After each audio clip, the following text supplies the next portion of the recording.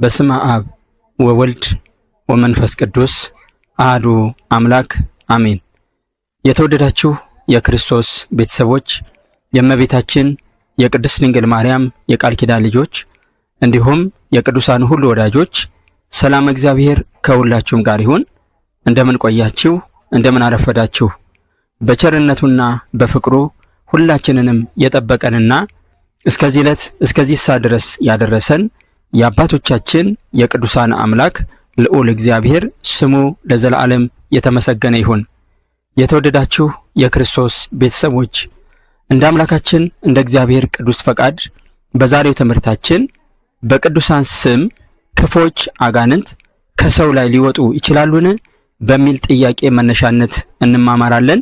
ይህንንም ጥያቄ ለመመለስ በቅዱሳት መጻሕፍት ስለ ቅዱሳንና ስለ ስማቸው ክብር የተጻፈውን እውነታ በማስረጃ እንመለከታለን።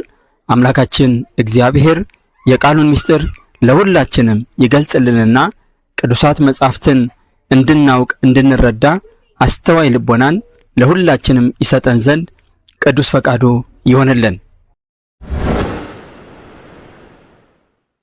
በመጀመሪያ አጋንንት ማለት ምን ማለት ነው? እንደዚሁም አጋንንት በእኛ በሰው ልጆች ላይ ያላቸው ዓላማ ምን ይመስላል የሚለውን እንመልከት። አጋንንት የሚለውን ቃል ከመዝገበ ቃላት ትርጉም አንጻር ስንመለከት ጋኔን የሚለው ቃል ብዙ ቁጥር ሲሆን ጋኔን ማለት አለቃ ኪዳነ ወልድ ክፍሌ በመዝገበ ቃላት ላይ እንደተረጎሙት መንፈስ ርኩስ፣ ዲያብሎስ፣ የዲያብሎስ ጭፍራ፣ ክፉ፣ ጨካኝ፣ እቡይ፣ የሚያሳብድ፣ ከባህር ከገደል የሚሰድ፣ ከምድር የሚፈጅ፣ የሚያንቆጨቁጭ፣ ከእሳት የሚጥል፣ የሚያንከባልል፣ የሚያስፈጥጥና የሚያስገጥጥ፣ የሚያንቅ፣ የሚያስጨንቅ፣ እንደ እንጨት የሚያደርቅ ማለት ነው ተብሎ ተተርጉሟል።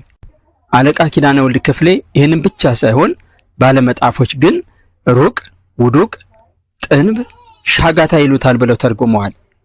ስለ አጋንንት ጥንተ ተፈጥሮ ስንመለከት በመጀመሪያ አጋንንት ሲፈጠሩ ክፎች ሆነው አልተፈጠሩም።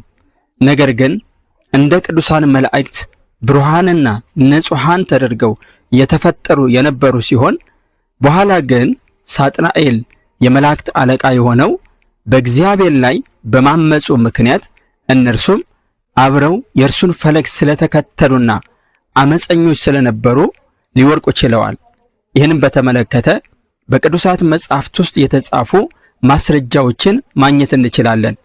በትንቢተ ኢሳይያስ በምዕራፍ 14 ቁጥር 12 ላይ ስንመለከት ነቢዩ ኢሳይያስ እንዲህ በማለት የተናገረውን ቃል እናገኛለን። አንተ የንጋት ልጅ አጥቢያ ኮከብ ሆይ እንዴት ከሰማይ ወደክ? አሕዛብንም ያዋረድህ አንተ ሆይ እንዴት እስከ ምድር ድረስ ተቆረጥህ ይላል። ይህ አንተ የንጋት ልጅ አጥቢያ ኮከብ ተብሎ የተጠራው በመጀመሪያ ክቡርና እንደዚሁም እንደ ንጋት ኮከብ የሚያበራ ተደርጎ የተፈጠረው ሳጥናኤል ነበረ። ነገር ግን በትዕቢቱ በአመፁ ምክንያት ወርቋልና ባርንቆት ይናገራል።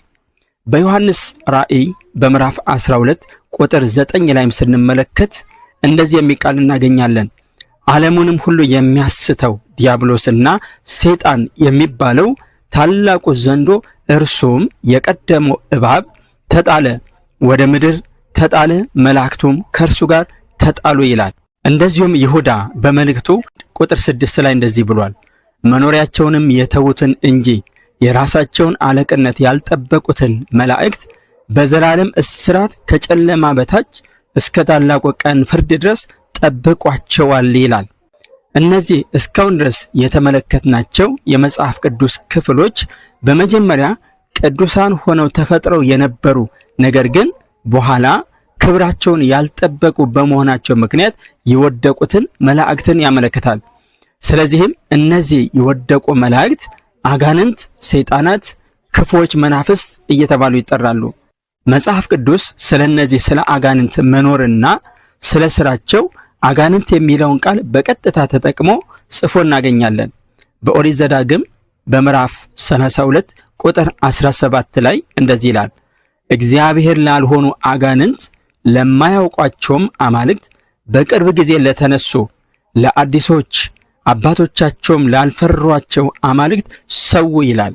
እነዚህ ወገኖች መስዋዕትን ለእግዚአብሔር ማቅረብ ሲገባቸው ነገር ግን እግዚአብሔር ላልሆኑ ለአጋንንት መስዋዕት ማቅረባቸውን አጋንንት የሚለውን ቃል ነቢዩ ሙሴ ተጠቅሞ ጽፎ እናገኛለን።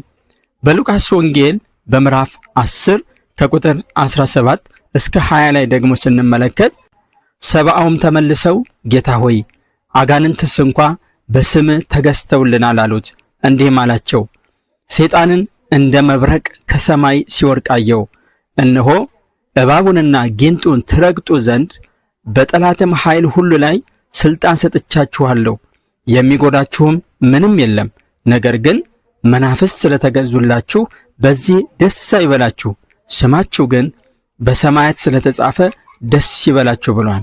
በዚህ ቃል ላይ በግልጽ እንደምንመለከተው እነዚህ ጌታችን ኢየሱስ ክርስቶስ የመረጣቸውና የላካቸው 72ቱ አርድእት ወንጌልን ሰብከው አስተምረው ሕሙማነ ሥጋን በተአምራት በፈወሱ ጊዜ በጌታችን በመድኃኒታችን በኢየሱስ ክርስቶስ ስም አጋንንት ተገዝተውላቸዋል።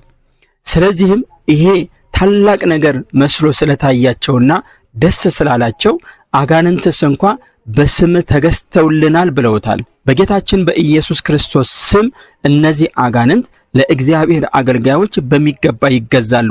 ነገር ግን ለቅዱሳን አገልጋዮች ትልቁ ደስታቸው አጋንንት ስለተገዙላችሁ በዚህ ደስ አይበላችሁ፣ ስማችሁ ግን በሰማያት ስለተጻፈ ደስ ይበላችሁ ብሏቸዋል። ቅዱስ ያዕቆብ በመልእክቱ በምዕራፍ 2 ቁጥር 19 ላይ አጋንንትን በተመለከተ ሲናገር እንደዚህ ብሏል። እግዚአብሔር አንድ እንደሆነ አንተ ታምናለህ፣ መልካም ታደርጋለህ፣ አጋንንት ደግሞ ያምናሉ ይንቀጠቀጡማል ብሏል። ቅዱስ ያዕቆብ እንደገለጸው አጋንንት እምነት አላቸው። ይህም እምነታቸው እግዚአብሔር እንዳለ፣ እግዚአብሔር አንድ እንደሆነ፣ እግዚአብሔር ፈጣሪ እንደሆነ የሚያመለክት እምነት ነው።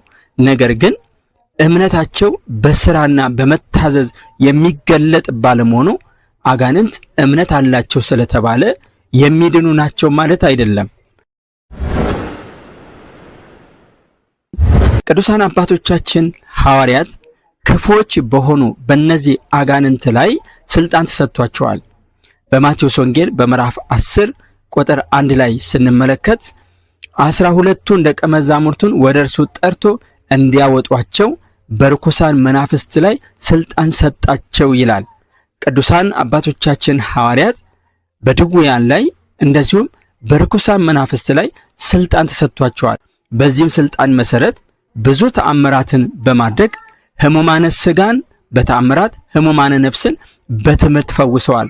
ክፉዎች አጋንንት ያደሩባቸውንም ሰዎች እርሱ ክርስቶስ በሰጣቸው ሥልጣንና ስሙን በመጥራት ከክፉ አጋንንት ሰዎች እንዲላቀቁ በማድረግ የማዳን ሥራ ሰርተዋል።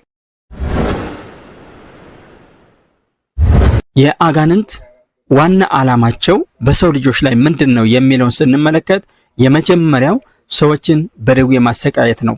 ለምሳሌ በማቴዎስ ወንጌል በምዕራፍ 9 ከቁጥር 32 እስከ 33 ላይ እንደተገለጸው አጋንንት በሰው ልጆች ላይ ልዩ ልዩ አይነት ደዌያትን በማምጣት ሰውን ዲዳ በማድረግ እውር በማድረግ ሽባ በማድረግና ይህን የመሳሰሉትን ችግሮችን በሰው ላይ በማምጣት ሰውን ያሰቃያሉ፣ ይፈትናሉ። የመጀመሪያው ይሄ ነው። ሌላው ደግሞ አጋንንት የሚወጡትን ፈልገው እንደ አንበሳ ይዞራሉ፣ ሰውን ያስታሉ። ቅዱስ ጴጥሮስ ይህን በተመለከተ ሲናገር በአንደኛ መልእክቱ በምዕራፍ 5 ቁጥር 8 ላይ እንደዚህ ብሏል። በመጠን ኑሮ ንቁም፣ ባላጋራችሁ ዲያብሎስ የሚውጠውን ፈልጎ እንደሚያገሳ አንበሳ ይዞራልና ብሏል። ይህ የቅዱስ ጴጥሮስ መልእክት የሚያረጋግጥልን ባላጋራችን የተባለው ዲያብሎስ ሰውን በቁጥጥሩ ስር አድርጎ ወደ ገሃነም ለማውረድ ተግቶ የሚሰራ መሆኑንና እኛም ደግሞ ይህንን የዲያብሎስን አሰራር ለማፍረስ በእምነት መቃወም እንደሚገባን ነው። አጋንንት ሰውን ለማጥፋትና ለማሰቃየት ይህን ያህል ሌትና ቀን የሚተጉ ከሆነ እግዚአብሔር የሾማቸው ቅዱሳን ማለትም መላእክትና ጻድቃን ዝም ይላሉ ፈጥነው አይረዱንም ብሎ ማሰብ ትክክል ሊሆን አይችልም። ቅዱሳን እኛን በመርዳት ጉዳይ ላይ ዝም አይሉም። ይልቁንም እኛ ስናውቅም ሆነ ሳናውቀውና ሳናየው በየቀኑ ፍጹም የሆነ ጥበቃና እርዳታ ያደርጉልናል። ቅዱሳን መላእክት እንዴት እንደሚረዱንና እንደሚጠብቁን በቅዱሳት መጻሕፍት የተጻፈውን ባጭሩ እንመልከት። ነቢየ እግዚአብሔር ቅዱስ ዳዊት በመዝሙር 33 በቅንፍ 34 ቁጥር 7 ላይ እንደዚህ ብሏል። የእግዚአብሔር መልአክ በሚፈሩ ሰዎች ዙሪያ ይሰፍራል ያድናቸውማል ብሏል። ይህ ያድናቸውማል የሚለው ቃል ከልዩ ልዩ አይነት ፈተናና መከራ መጠበቅን ያረጋግጣል። ከፈተናዎች መካከል አንዱ ደግሞ አጋንንት በእኛ በሰው ልጆች ላይ የሚያመጡት መከራ ነው። ይልቁንም የእግዚአብሔር አገልጋዮች ቅዱሳን አጋንንት በሚያመጡት ልዩ ልዩ አይነት ፈተና ሊፈተኑ ይችላሉ። ቅዱሳን መላእክት ደግሞ ፈጥነው ወደ ሰው ልጆች በመምጣት በክፎች አጋንንት ምክንያት የመጣውን ፈተና በማራቅ በመከራ ውስጥ ያሉትን ሰዎች ነፃ ያወጣሉ፣ ይታደጋሉና ነቢየ እግዚአብሔር ቅዱስ ዳዊት ስለዚህ የእግዚአብሔር መልአክ በሚፈሩት ሰዎች ዙሪያ ይሰፍራል ያድናቸውማል በማለት በግልጽ ተናግሮ እናገኛለን። ነቢየ እግዚአብሔር ቅዱስ ዳዊት በመዝሙር 90 በቅንፍ 91 ከቁጥር 11 እስከ 12 ላይም እንደዚህ ብሏል። በመንገድ ሁሉ ይጠብቁ ዘንድ መላእክቱን ስላንተ ያዛቸዋል፣ እግርህም በድንጋይ እንዳትሰናከል በእጆቻቸው ያነሱሃል በማለት ተናግሯል። ይህ ቃል የተነገረው ስለ እግዚአብሔር አገልጋዮች ስለ ቅዱሳን ነው። በዚህ ላይ በግልጽ እንደምንመለከተው በመንገድ ሁሉ ይጠብቁ ዘንድ ይላል። ቅዱሳን መላእክት በመንገዳችን ሁሉ ይጠብቁናል። እግሮቻችን በልዩ ልዩ አይነት እንቅፋት ተመቶ እንዳንሰነካከልና እንዳንወርቅ ቅዱሳን መላእክት የሚያግዙን የሚረዱን ፈጥነውም ከውርቀት የሚታደጉን መሆናቸውን ይህ ቃል ያረጋግጥልናል። ስለዚህም እኛ በማለዳ ወጥተን ማታ ወደ ቤታችን በሰላም የምንመለሰውና የምንገባው እንደዚሁም በየመንገዱ ካለው ከአጋንንት ወጥመድና ከክፉ ነገር ሁሉ የምናመልጠው የነዚህ የቅዱሳን መላእክት ጥበቃ ከኛ ስላልተለየንና ቅዱሳን መላእክት እንዲጠብቁን የእግዚአብሔር ፈቃድ ስለሆነ ነው። ቅዱሳን ማለትም መላእክትና ጻድቃን እኛ በመከራው ስንወርቅ ይረዱናል፣ ያግዙናል ብለን ስንናገር በእግዚአብሔር ሥርዓት መሰረት እርዳታቸውን በሰው ልጆች ላይ በግድ የሚጭኑ አይደሉም። እኛ በጸሎታችን በቅዱስ ኑሯችንና በእምነታችን ወደ እነሱ ስንማጸን ቅዱሳኑን እግዚአብሔር በሰጣቸው ጸጋ መሰረት አክብረናቸው ስንጠራቸው የፈጣሪን ትእዛዝ ይዘው ፈጥነው ወደኛ በመምጣት ከብዙ መከራና ችግር ይታደጉናል። ይህንን በዚህ መልክ ከተመለከትን በኦርቶዶክስ ተዋሕዶ ቤተክርስቲያናችን ትምህርትና እምነት መሰረት አጋንንት ከሰው ላይ የሚወጡት እንዴት ነው የሚለውን ከእግዚአብሔርና ከቅዱሳን ስም አንጻር እንመልከት። አጋንንት ከሰው ላይ የሚወጡት በእርሱ በጌታችን በመድኃኒታችን በኢየሱስ ክርስቶስ ስምና ስልጣን ነው። ያለ እርሱ ያለ ፈጣሪ ኃይል የሚፈጸም አንዳችም ነገር የለም። እርሱ ጌታችን መድኃኒታችን ኢየሱስ ክርስቶስ የኃይል ሁሉ መሰረትና ምንጭ ነው።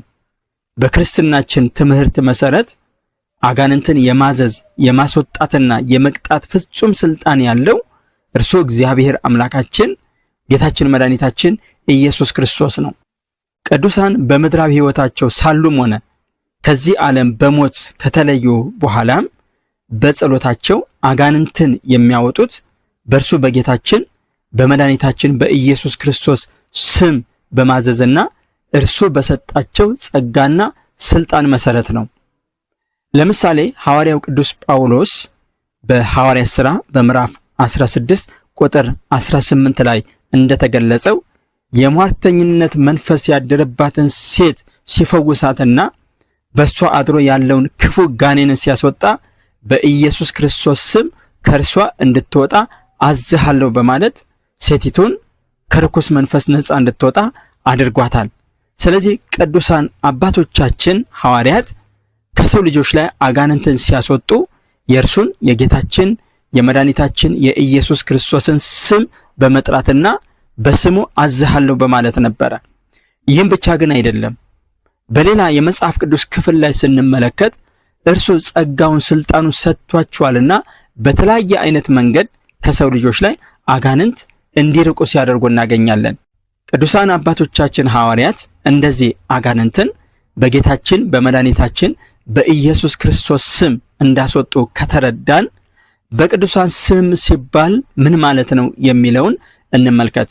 በቤተ ክርስቲያን በቅዱስ ሚካኤል ስም ወይም በድንግል ማርያም ስም፣ በቅዱስ ጊዮርጊስ ስም፣ በሌሎችም ቅዱሳን ስም አጋንንት ወጣ ሲባል ትክክለኛው ትርጉሙ እነሱ በራሳቸው ስልጣንና ኃይል አጋንንትን አስወጡ ማለት ሳይሆን እግዚአብሔር ለቅዱሳኑ በሰጣቸው የቃል ኪዳን ስልጣንና በጸሎታቸው ረዳትነት አጋንንት ወጡ ማለት ነው የሚያመለክተው።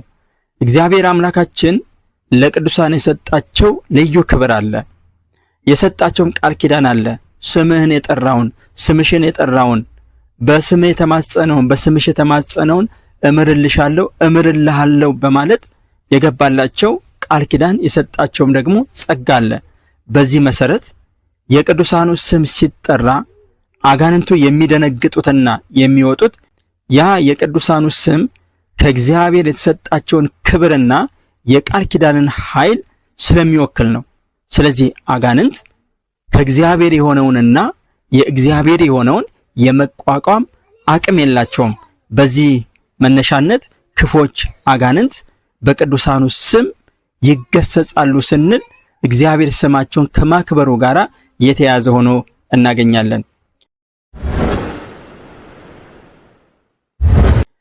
በቅዱሳኑ አድሮ የሚፈውሰው ማን ነው ብንል እርሱ እግዚአብሔር አምላካችን ነው። በእነሱ የሚገለጸውስ የማን ኃይል ነው ብንል የእርሱ የአምላካችን የእግዚአብሔር ኃይል ነው።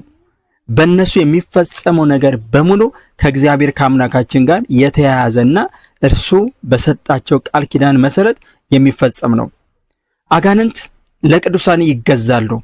ምክንያቱም ቅዱሳን የእግዚአብሔር ወዳጆችና የእግዚአብሔር መንፈስ ቅዱስ ያደረባቸው ስለሆኑ ነው። የቅዱሳኑ ስም ታላቅ ክብር እንዳለውና በስማቸው መማፀን መጸለይ እንደሚገባ እንደዚሁም በስማቸው ስንማፀን ወይም ስማቸውን ስንጠራ የምናገኘው ዋጋ እንዳለ መጽሐፍ ቅዱስ በሚገባ ያስረዳናል። ዋና ዋና የመጽሐፍ ቅዱስ ማስረጃዎችን እንመልከት። አንደኛ፣ እግዚአብሔር አምላካችን ለቅዱሳን ወዳጆቹ ከሚሰጠው ታላላቅ ጸጋ መካከል አንዱ ስማቸውን በምድርም በሰማይም ከፍ ማድረግና ማክበር ነው። በኦሪት ዘፍጥረት በምዕራፍ 12 ቁጥር 2 ላይ ስንመለከት እግዚአብሔር አምላካችን ለአባታችን ለአብርሃም የተናገረውን ታላቅ ቃል እናገኛለን። እንደዚህ ይላል፣ ታላቅ ሕዝብም አደርግሃለሁ፣ እባርክሃለሁ፣ ስምህንም አከብረዋለሁ፣ ለበረከትም ሁን ይላል። በዚህ ቃል ላይ በግልጽ እንደምንመለከተው አምላካችን እግዚአብሔር አብርሃምን ስምህንም አከብረዋለሁ ብሎታል። በዚህ ቃል መሰረት የአብርሃም ስም የከበረ ነው። ስሙን አክባሪው ደግሞ እግዚአብሔር አምላካችን ነው። ይህ ቃል ለጊዜው ለአብርሃም ይነገር እንጂ እግዚአብሔርን ያገለገሉ ቅዱሳን ሁሉ ይህ ክብር አላቸው። እግዚአብሔር ስማቸውን በምድርም በሰማይም አክብሮታል።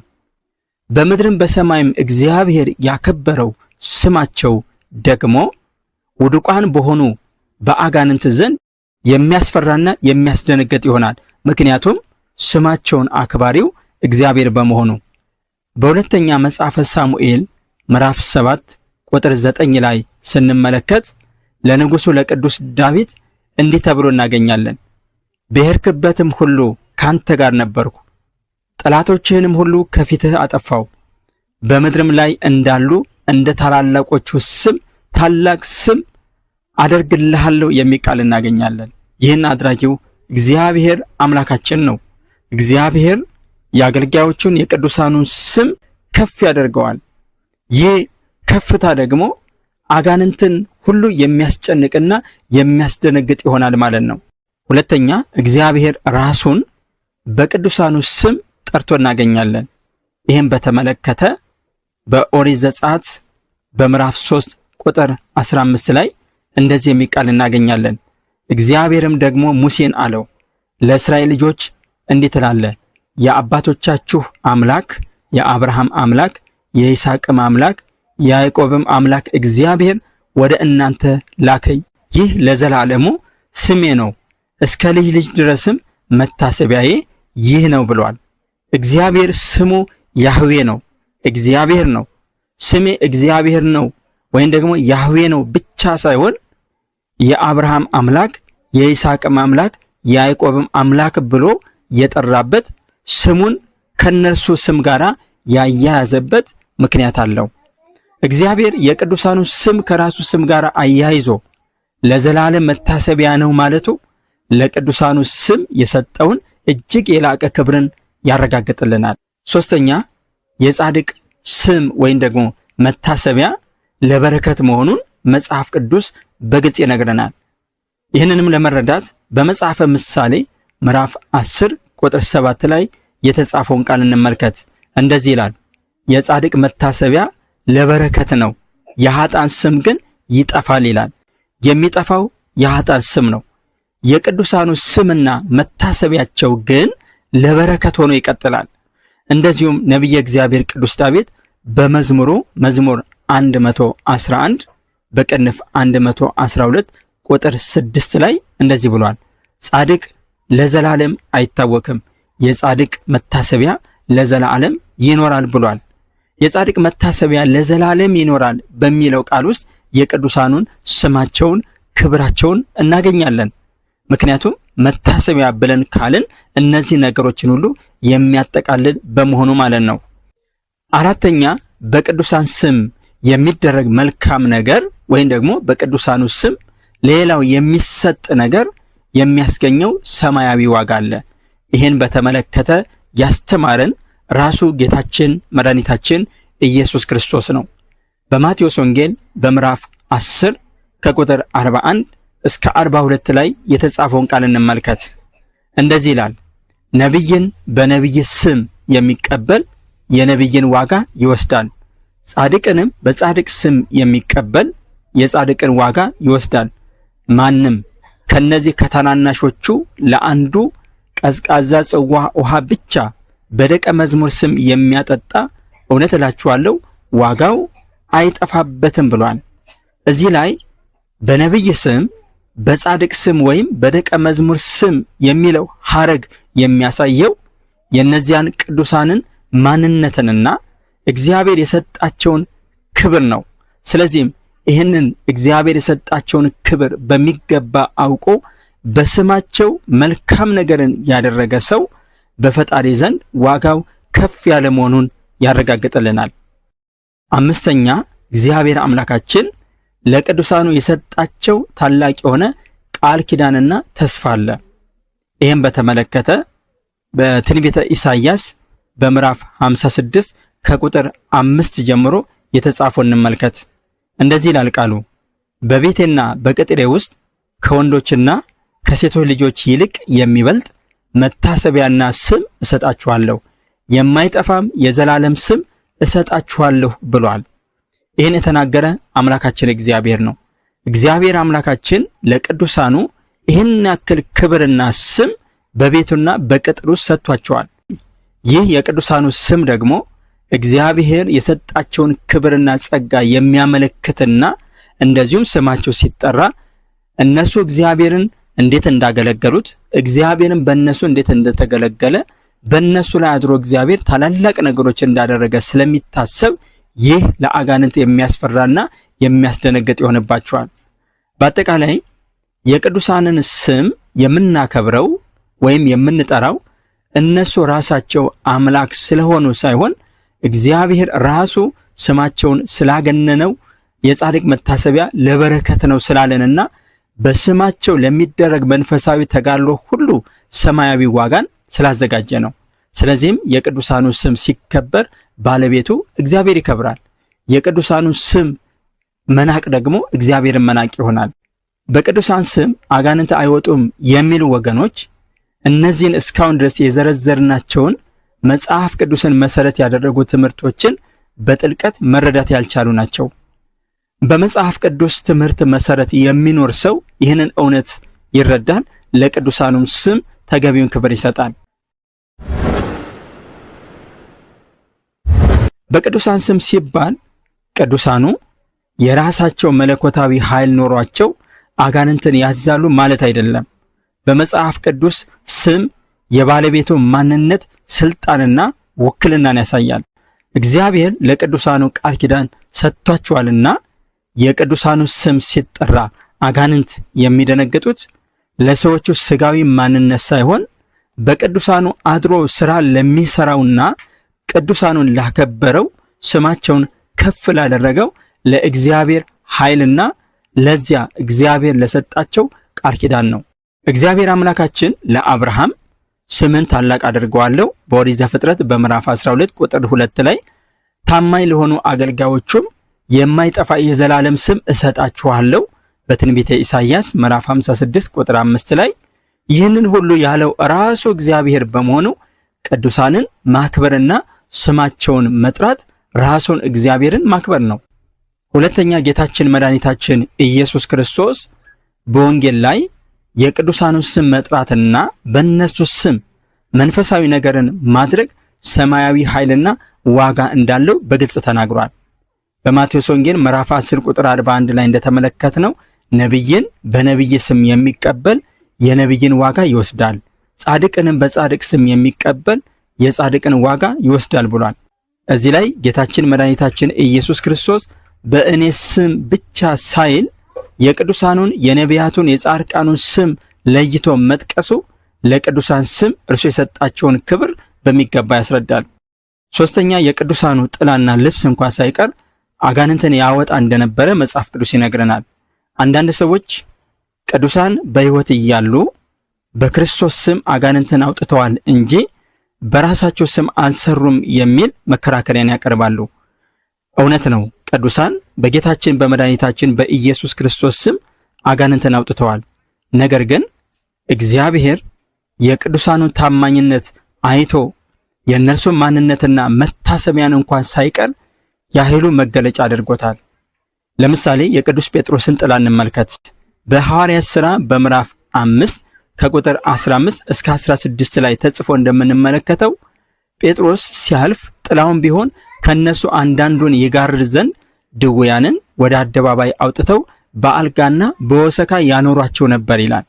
በዚህ ክፍል ላይ እንደምንመለከተው ሰዎቹ በእምነት ወደ ቅዱስ ጴጥሮስ አምጥተው ጥላው እንዲያርፍባቸው ያደርጋሉ። በዚህ ምክንያት ደዌያቸው ይለቃቸውና ክፎች አጋንንትም ይወጡ ነበረ። ስለ ቅዱስ ጳውሎስ ጨርቅም ስናነሳ ተመሳሳይ ነገር እናገኛለን። በሐዋርያት ሥራ በምዕራፍ 19 ከቁጥር 11 እስከ 12 ላይ እንደዚህ የሚል ቃል ተጽፎ እናገኛለን። እግዚአብሔርም በጳውሎስ እጅ የሚያስገርም ተአምራት ያደርግ ነበር። ስለዚህም ከአካሉ ጨርቅ ወይም ልብስ ወደ ድውዮች ይወስዱ ነበር፣ ደዌያቸውም ይለቃቸው ነበር፣ ክፎችም መናፍስትም ይወጡ ነበር ይላል።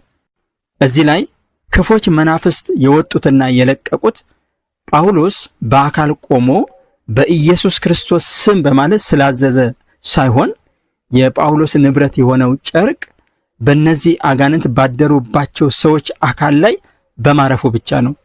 የቅዱስ ጳውሎስ ጨርቅና የቅዱስ ጴጥሮስ ጥላ አጋንንትን በዚህ መልክ ካስወጣ እግዚአብሔር ያከበረውና የባረከው የቅዱሳኑ ስምና መታሰቢያ አጋንንትን ቢያባረር ምን ያስደንቃል? ስለዚህ ልብሳቸውም አጋንንትን ማስወጣት የቻለው፣ ጥላቸውም አጋንንትን ማራቅና ድውያንን መፈወስ የቻለው ቅዱሳኑን እግዚአብሔር ያከበራቸው በመሆኑ ነው። አስቀድመን እንዳነሳነው እግዚአብሔር የቅዱሳኑን ስም ያከበረ በመሆኑ በቅዱሳኑ ስም አጋንንት ይወጣሉ፣ ይርቃሉ። ይህ ደግሞ የክርስቶስን ስም ገናናነትና ታላቅነትን የሚሽር ሳይሆን እንኳን አይደለም የጌታችን የመድኃኒታችን የኢየሱስ ክርስቶስ ስም ይቅርና የቅዱሳኑ ስም ራሱ በአጋንንት ላይ አስፈሪ መሆኑን ያረጋግጥልናል።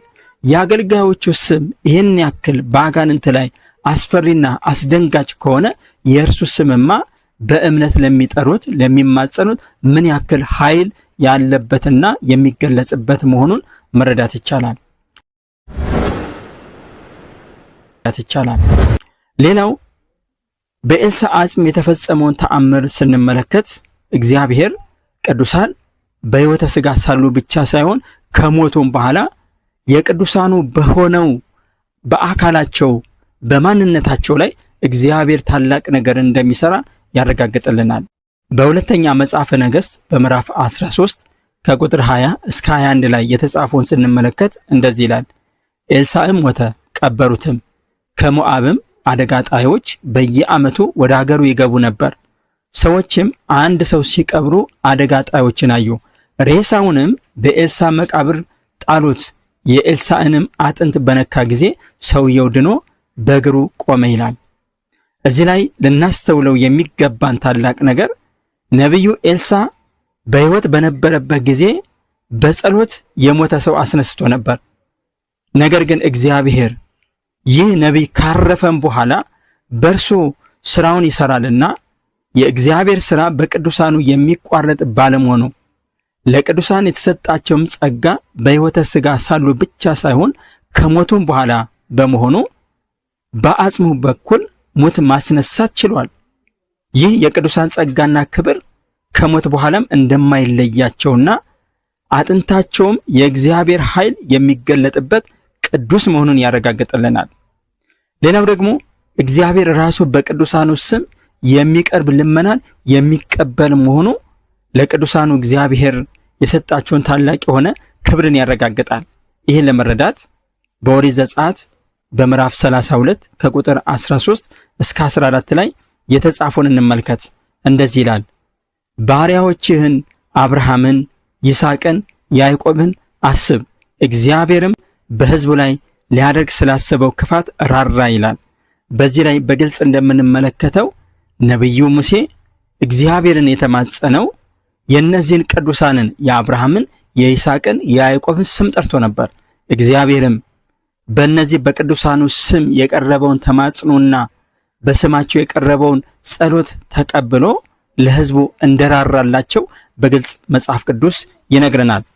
እነዚህ መሰረታዊ ነገሮችን በዚህ መልክ ከተመለከትን በኦርቶዶክሳዊ ተዋሕዶ ቤተክርስቲያናችን በጸበል ቦታዎችና በቤተክርስቲያን እንደዚሁም በገዳማት የቅዱሳን ስም ማለትም የእመቤታችን የቅድስት ድንግል ማርያም፣ የቅዱስ ሚካኤል፣ የቅዱስ ገብርኤል፣ ቅዱስ ጊዮርጊስ፣ የጻድቁ አባታችን የአቡነ ተክለ ሃይማኖት፣ የአቡነ ገብረ መንፈስ ቅዱስን የመሳሰሉ የቅዱሳን ስም ሲጠራና ገላቸው ሲነበብ አጋንንት አቃጠላችሁን፣ አጠፋችሁን እያሉ እየጮሁ መውጣታቸው ይህንን ቃል መሰረት ያደረገ መሆኑን መረዳት አስቸጋሪ አይሆንም።